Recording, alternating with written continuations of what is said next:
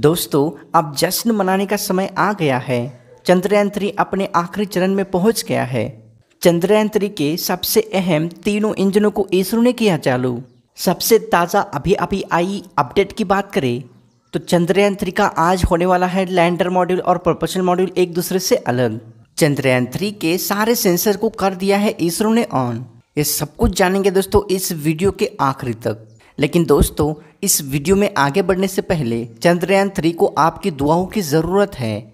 इसके लिए कमेंट के ज़रिए ऑल द बेस्ट इसरो ज़रूर लिखना चाहिए और इस वीडियो को एक लाइक भी ज़रूर करना चाहिए।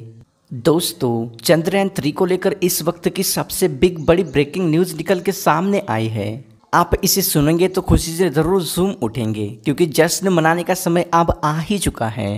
चंद्रयान-3 को लेकर जो इसरो ने न्यूज़ दी है उसे सुनकर सभी भारतीयों का गर्व से सीना चौड़ा होगा। चंद्रयान-3 के उस पड़ाव को इतने दिनों तक पूरी दुनिया इंतज़ार कर रही थी। वो पड़ाव आज के दिन होने वाला है और साथ ही साथ में नासा के वैज्ञानिकों को इसरो को कुछ ऐसी बात कही है जिसको पढ़ने और सुनने के बाद हर कोई चंद्रयान-3 पर गर्व कर रहा है। और साथ ही में दोस्तों, लूना 25 लॉन्च करने वाले रशिया ने भी इसरो को बधाई दी है। सबसे पहले तो रूस का कहना है कि इसरो ने तो इतिहास ही रच दिया है। उन्होंने कहा कि हमारे लूना 25 से पहले भारत का चंद्रयान-3 चांद की सतह को छूने जा रहा है। हमें इसरो की मेहनत और चंद्रयान-3 की हाई क्वालिटी की टेक्नोलॉजी पर गर्व हो रहा है। काश इसरो जैसे वैज्ञानिक हमारे भी स्पेस एजेंसी में मौजूद होते तो हम भी चंद्रयान-3 जैसे कम पैसों के अंदर चांद को फतेह कर लेते। इसरो की तारीफ पूरी दुनिया में हो रही है क्योंकि इसरो में बहुत बड़ा काम करके दिखाया है। और सच में दोस्तों, इसरो ने जो काम करके दिखाया है वो सच में काबिले तारीफ तो ज़रूर ही है। आपको बता दूं कि चंद्रयान-3 ने चांद की सतह पर पहुंचने के लिए जितने भी पड़ाव थे उन सभी को बड़ी आसानी से पार कर लिया है और वो अपनी अंतिम पड़ाव पर आज मौजूद भी हो गया है। अब चंद्रयान-3 चांद की सतह से 144 किलोमीटर की दूरी पर ही चक्कर लगा रहा है। यानी कि बस ये अब चांद की सतह पर लैंडिंग करने की इसरो ने दी कमांड की ही वेट कर रहा है। यानी कि इसरो के वैज्ञानिकों ने बहुत बड़ा काम किया है। इसको सुनने के बाद पूरी दुनिया में खलबली मच गई है। आपको बता दूं कि इसरो के सभी वैज्ञानिकों ने चंद्रयान-3 के लैंडिंग प्रोसेस को पूरी तरीके से स्टार्ट कर दिया है। इस बात को लेकर पूरी दुनिया से ज़्यादा हमारे इसरो के वैज्ञानिकों में बड़ी खुशी नज़र आ रही है। इसरो के वैज्ञानिक हद से ज़्यादा खुश हैं क्योंकि दोस्तों उनकी ये 4 साल की कड़ी मेहनत का नतीजा है। इस कड़ी मेहनत पर हमें तो गर्व ज़रूर ही है, लेकिन हमारा गर्व इसरो के वैज्ञानिकों से बहुत कम हो ही जाएगा क्योंकि उन्होंने 4 साल की कड़ी मेहनत से इस मिशन को अंजाम दिया है। और अब वो फाइनल घड़ी आ चुकी है जहाँ पर चंद्रयान-3 भारत का भविष्य लिखने जा रहा है। इसरो का नाम इतिहास के सुनहरे पन्नों में लिखने जा रहा है। हमारा भारत पूरी दुनिया में एक अलग ही रिकॉर्ड तैयार करने जा रहा है क्योंकि दोस्तों ये चांद की सतह पर अब सफलता हासिल करने ही वाला है। अब सवाल तो यही है कि आगे इसरो का काम क्या होने वाला है। चंद्रयान-3 की लैंडिंग कैसे कराई जाएगी? चंद्रयान-3 की लैंडिंग कब होगी? इतनी मुश्किल भरी रास्तों के अंदर चंद्रयान-3 को इसरो हमारा चांद की सतह पर कैसे लैंडिंग करवाएगा? क्योंकि चंद्रयान-3 चांद के दक्षिण ध्रुव पर उतरने वाला है। हमारे इसरो ने इस जगह को इस वजह से चूज़ किया है क्योंकि वहाँ पर दुनिया का कोई भी देश अभी तक बिल्कुल भी जाने की सोचा तक नहीं है। इसरो क्या क्या टेक्निक आजमाने वाला है, क्या क्या उनकी प्लानिंग है, सब कुछ आज थोड़ी ही देर में आपको मैं बताने वाला हूँ। दोस्तों, आप सभी को बता दूँ, चंद्रयान-3 जैसे ही चांद की सतह से सिर्फ और सिर्फ 144 किलोमीटर की ऊंचाई पर पहुंच गया है, तब से हमारे इसरो के वैज्ञानिक बड़े चौकन्ने हुए हैं। इसरो के चीफ के सिवन जी ने जिन जिन लोगों को चंद्रयान-3 की देखरेख करने का जिम्मा दिया था और चंद्रयान-3 के जितने भी इंजन हैं उनको चालू करने का जिम्मा दिया था, सारे सेंसर को संभालने का जिम्मा दिया था, उन सभी को आनन फानन के जरिए ऑर्डर दिए गए हैं कि वक्त अब हमारा आ चुका है, आप सभी चौकन्ने हो जाइए, पूरी शिद्दत से इस काम को अंजाम दीजिए क्योंकि चंद्रयान-3 उस जगह पर पहुंच चुका है जहां पर हमें इसकी लैंडिंग प्रोसेस को चालू करना है। दोस्तों, ये सुनते ही इसरो की पूरी टीम या पूरी की पूरी वैज्ञानिक चौकन्ने हो गए और उन्होंने चंद्रयान-3 के तीनों इंजनों को स्टार्ट कर दिया।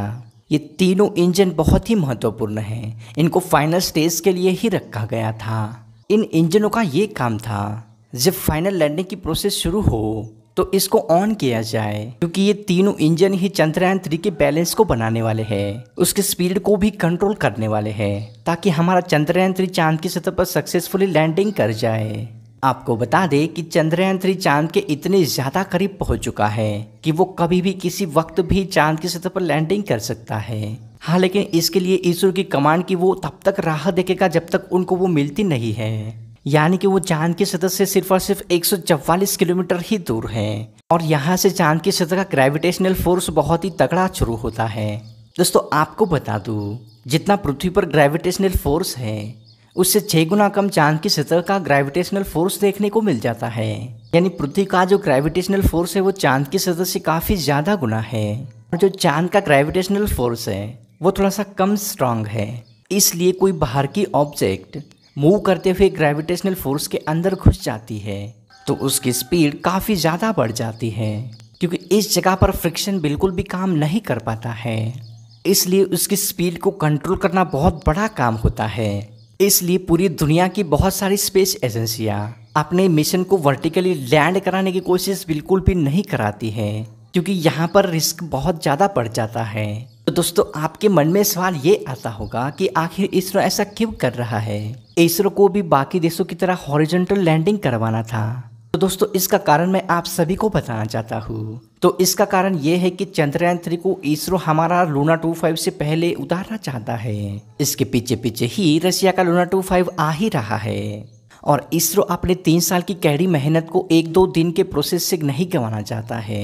इस वक्त इसरो ने चंद्रयान 3 को थोड़ा सा भी लेट किया तो रशिया ने लॉन्च किया हुआ लूना 25 चांद की सतह पर चंद्रयान 3 से पहले लैंडिंग कर जाएगा और इसीलिए इसरो के शातिर वैज्ञानिकों ने ये प्लान बनाया है कि वो चंद्रयान 3 को वर्टिकली लैंड करवाएंगे। और साथ ही साथ में चंद्रयान 3 के पास बहुत ही स्ट्रॉन्ग इंजन है, सेंसर्स भी है, रडार भी है। इसलिए देखा जाए तो किसी भी प्रकार की कोई दिक्कत आएगी ही नहीं। हमारे इसरो के वैज्ञानिक चंद्रयान 3 को बड़ी ही आसानी से वर्टिकल लैंडिंग करवाएंगे। इसलिए दोस्तों हमारे इसरो के वैज्ञानिक इस फाइनल डिसीजन पर पहुंचे हैं कि हमारे चंद्रयान 3 का लैंडिंग प्रोसेस हम चालू कर देते हैं। चंद्रयान 3 के वर्टिकल लैंडिंग में एक और दिक्कत आती है कि चंद्रयान 3 के हर एंगल को कैप्चर बिल्कुल भी नहीं किया जा सकता है और इसीलिए चंद्रयान 2 का जो ऑर्बिटर है वो चंद्रयान 3 के हर एंगल को कैप्चर करने की कोशिश कर रहा है, उसकी हर एक तस्वीर खींचने की कोशिश कर रहा है और हमारे इसरो के पास भेज रहा है। नासा के जितने भी रेडियो टेलीस्कोप है और जितने भी सैटेलाइट है वो हमारे चंद्रयान 3 के ऊपर नजर गड़ाए हुए हैं। लेकिन जब वर्टिकल तरीके से चंद्रयान 3 की लैंडिंग कराई जाएगी दोस्तों आगे का हिस्सा नासा तो कैप्चर कर जाएगा, लेकिन चांद की सतह पर जो हिस्सा लैंडिंग करने वाला है वो बिल्कुल भी कैप्चर नहीं हो पाएगा, क्योंकि उस पर कैमरे की नज़र बिल्कुल भी नहीं पड़ पाएगी। और साथ ही में नासा ये भी कह रहा है कि हमारा चंद्रयान 3 उस पड़ाव पर पहुंच चुका है जहां पर चंद्रयान 3 को इसरो चाहे तो 2 घंटे के अंदर चांद की सतह पर लैंडिंग करवा सकता है। यानी कि इसरो जो प्रोसेस अपना रहा है उस प्रोसेस से चाहे तो 2 घंटे के अंदर इसरो चांद की सतह पर चंद्रयान 3 को लॉन्च करवा सकता है, मतलब कि लैंडिंग करवा सकता है। क्योंकि दोस्तों किसी भी मिशन को वर्टिकल पोजीशन में बहुत जल्द लैंड करवाया जा सकता है, लेकिन वही हॉरिजॉन्टल की बात करें तो इसको बहुत ज़्यादा टाइम लगता है, लेकिन इसमें रिस्क जो है वो काफ़ी कम होता है। और वही वर्टिकल लैंडिंग की बात करें तो इसमें रिस्क मुकाबले हॉरिजॉन्टल के बहुत ज़्यादा होता है। लेकिन इस समय इसरो के पास और कोई चांस ही नहीं है, क्योंकि रशिया का लूना 25 चंद्रयान 3 के पीछे पीछे ही आ रहा है। इसलिए इसरो प्लान बी के तहत चल रहा है। इसी प्लान बी के तहत अब तक का सारा प्रोसेस हो रहा है और इसलिए हमारा इसरो नासा की मदद ले सकता है, क्योंकि ऑलरेडी नासा के काफ़ी सारे मिशन चांद की सतह पर मौजूद है और वो एक्टिव भी हैं। लेकिन जिस हिस्से को कैप्चर नहीं किया जा सकता उस हिस्से को कैप्चर करने के लिए नासा की मदद लेने वाला है इसरो। नासा के जितने भी स्पेसक्राफ्ट चंद्रयान 3 का एंगल कैप्चर करेंगे उन सारे एंगल का डेटा नासा को ही भेज देंगे और नासा की कांटेक्ट में हमारा इसरो होने की वजह से नासा सारी डिटेल हमारे इसरो के पास भेजते रहेगा। दोस्तों इस सभी के बारे में आपकी क्या राय है नीचे कमेंट करके ज़रूर बता दीजिए और इसरो के लिए ऑल द बेस्ट इसरो ज़रूर लिख लीजिए और इस चैनल को ज़रूर सब्सक्राइब भी कर लीजिए।